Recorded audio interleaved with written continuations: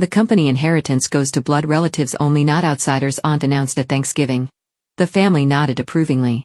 I smiled and stayed quiet. The next day I contacted my financial advisor. Withdraw my $75 million investment from Smith Enterprises. Her phone started buzzing. The company inheritance goes to blood relatives only, not outsiders, Aunt Patricia announced at our Thanksgiving dinner, her voice cutting through the warm chatter like a knife through butter. She raised her wineglass with theatrical flair, her eyes scanning the table for approval from our extended family gathered in Phoenix, Arizona. Smith Enterprises has been built by real family members, and it will stay that way. The dining room fell silent, except for the gentle clinking of silverware against china. Uncle Robert nodded approvingly from his seat at the head of the table, while my cousins Jessica and Brandon exchanged satisfied glances. Even my adoptive parents, who had brought me into this family 25 years ago, seemed uncomfortable, but said nothing. My name is Martha Collins, and at 28 years old, I had learned to navigate these family gatherings with careful composure. I smiled politely and took a sip of my sparkling cider, letting Patricia's words wash over me like water off a duck's back. What they didn't know wouldn't hurt them, at least not yet.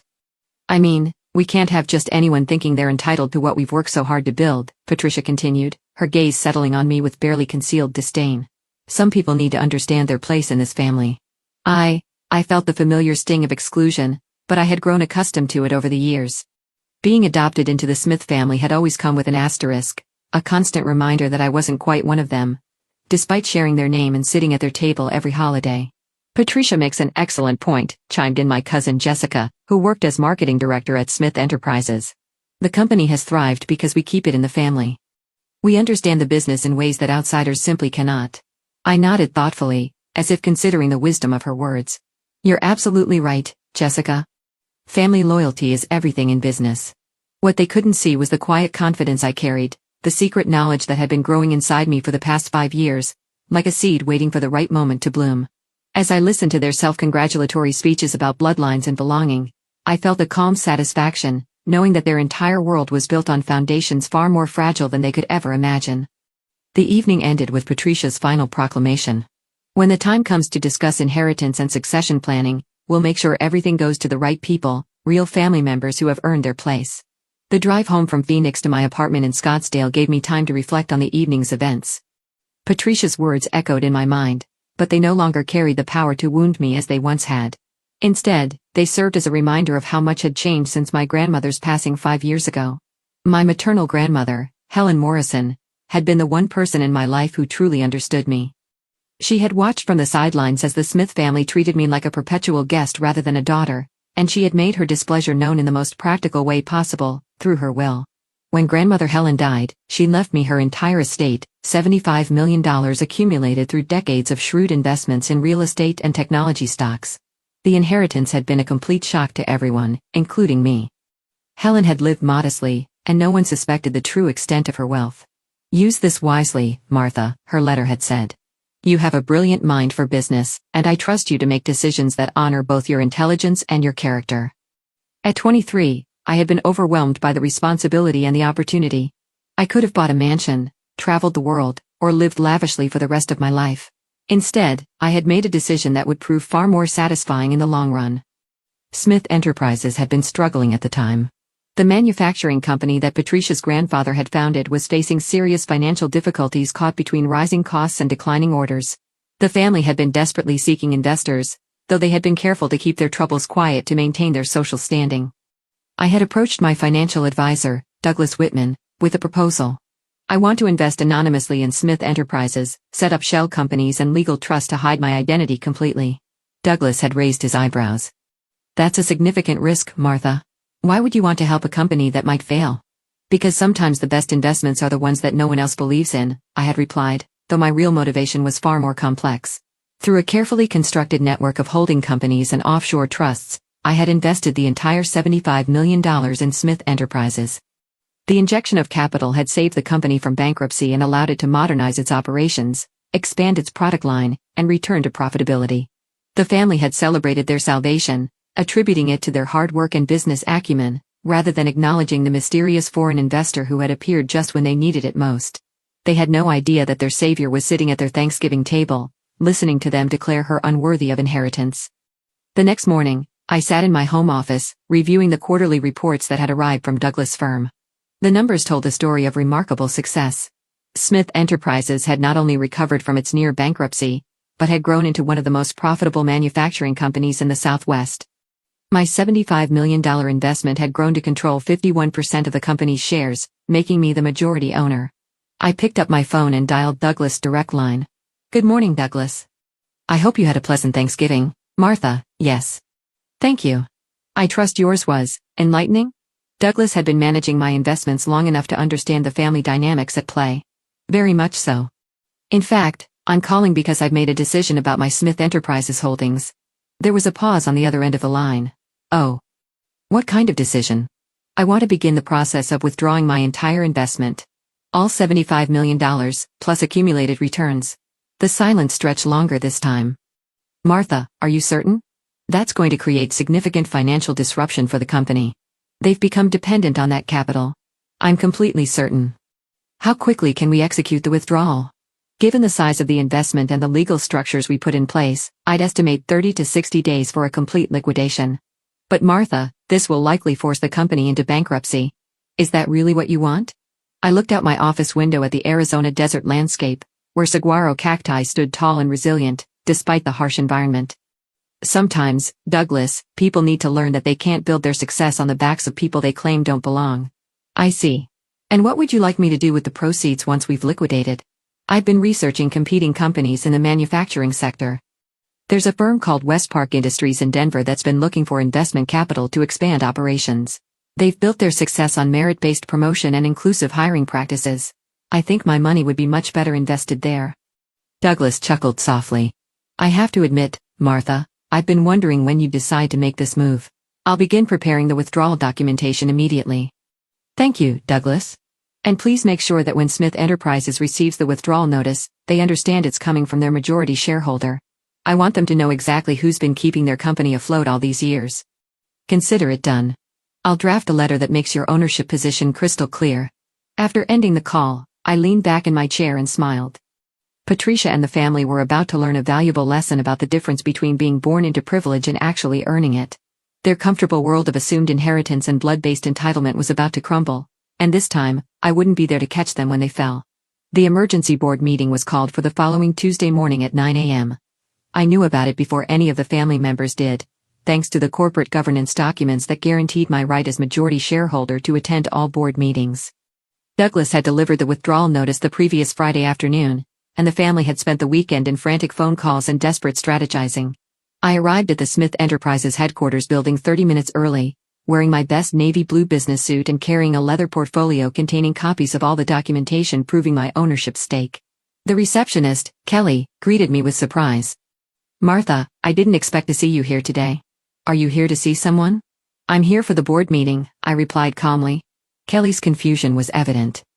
"But the board meeting is for executives and investors only." "I don't think." "I understand. Could you please let them know that Martha Collins has arrived and is ready to take her seat at the table?" Before Kelly could respond, Patricia burst through the lobby doors, her usually perfect hair disheveled and her face pale with stress. She was followed by Robert, Jessica, and Brandon, all looking like they hadn't slept in days. "Kelly, has anyone from Morrison Holdings called?" Patricia demanded, completely ignoring my presence. "We need to reach their representatives immediately." I cleared my throat. "Actually, Patricia, Morrison Holdings is already here." Patricia whirled around, her eyes wide with desperation. "Martha, what are you talking about? This is a crisis situation. Our biggest investor is pulling out, and we need to find them before the company collapses." "I'm aware of the situation," I said quietly. "You're aware? How could you possibly be aware? This is confidential company business." Patricia's voice rose to a near shriek. Uncle Robert stepped forward, his face flushed with anger and confusion. "Martha, this isn't the time for family games. We're facing bankruptcy because some foreign corporation has decided to destroy our company. We need all hands on deck to save Smith Enterprises." I opened my portfolio and extracted a document bearing the official seal of Morrison Holdings. "Actually, Uncle Robert, I think you'll find the situation more manageable than you imagine." Patricia snatched the document from my hands, her eyes scanning the legal text with growing disbelief. This says Morrison Holdings is. But that's impossible." "What does it say?" Jessica demanded, leaning over her mother's shoulder. Patricia's voice came out as barely a whisper. It says Morrison Holdings is a subsidiary of Collins Family Trust, which is controlled by... She looked up at me with horror dawning in her eyes. Martha Collins. The lobby fell silent, except for the hum of fluorescent lights overhead. Robert's mouth opened and closed like a fish gasping for air. Brandon stared at me as if I had suddenly sprouted wings. Jessica grabbed the document from her mother's trembling hands and read it again, hoping the words would somehow change. This has to be some kind of mistake. Robert finally managed. Martha works as an administrative assistant at a non-profit. She drives a Honda Civic. She lives in a one-bedroom apartment. 2 bedrooms, actually, I corrected gently. And I prefer to live modestly. It helps people show their true colors when they think you don't have anything they want. Patricia's face had gone from pale to bright red. You're telling me that you, an adopted nobody, have been our major investor this entire time? Majority investor, I clarified. I own 51% of Smith Enterprises. I have for the past 5 years. The boardroom had never felt smaller than it did that Tuesday morning as I took my seat at the head of the conference table. Patricia, Robert, Jessica, and Brandon sat across from me like defendants awaiting sentencing while the company's attorney, David Sherman, shuffled through documents with increasingly worried expressions. This is absolutely impossible, Patricia kept repeating, as if saying it enough times would make it true. You can't own our company. You don't know anything about business. I opened my portfolio again and spread out 5 years' worth of quarterly reports, financial statements, and strategic recommendations that I had submitted through Douglas firm. Actually, Patricia, I think you'll find that I know quite a bit about this business. After all, I've been making the major financial decisions for half a decade. David Sherman looked up from his legal review. I verified the documentation. Miss Collins is indeed the majority shareholder of Smith Enterprises through a complex but entirely legal structure of holding companies and trusts. But where did she get $75 million? Jessica demanded. She can't possibly have that kind of money. My grandmother left me her estate when she passed away 5 years ago, I explained. She had been quite successful with her investments over the years, though she preferred to live quietly. Robert's face was turning purple with rage. Helen Morrison? That woman left you everything. We're family. We deserve that inheritance. Are we family, Uncle Robert? I asked softly. Because yesterday at Thanksgiving, I was told quite clearly that I'm an outsider who doesn't belong. I was informed that inheritance should only go to blood relatives, not people like me. Patricia slammed her hand on the table. This is blackmail. You can't destroy our company just because your feelings got hurt.